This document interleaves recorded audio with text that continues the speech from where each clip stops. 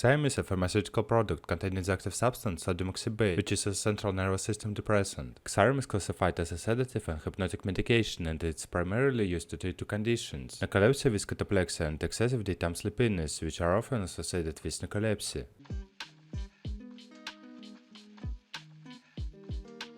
Indications: Xyrem is indicated for the following conditions: narcolepsy with cataplexy, a neurological disorder characterized by sudden and uncontrollable sleep attacks, often accompanied by episodes of muscle weakness or paralysis, cataplexy.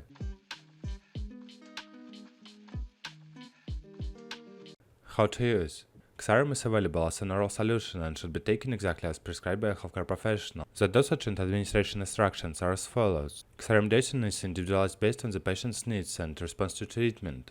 Typically, the total daily dose is divided into two equal doses taken during the night. The starting dose is usually around 4.5 grams per night, which is divided into two doses, taking 2.25 grams each.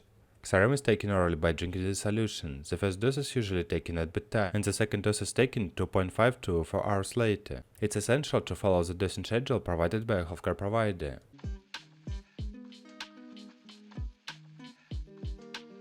Contraindications: Xyrem is contraindicated in the following cases: hypersensitivity or allergic reaction to sodium oxybate or any of the components in the solution, use of alcohol or medications that can cause central nervous system depression during treatment with Xyrem.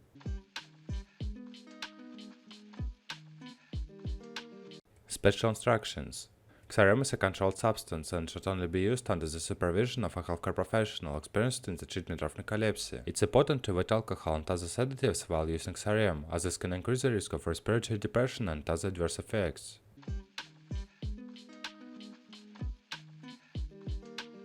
Side effects: Common side effects of Xyrem may include nausea, dizziness, headache, sleepiness, loss of appetite.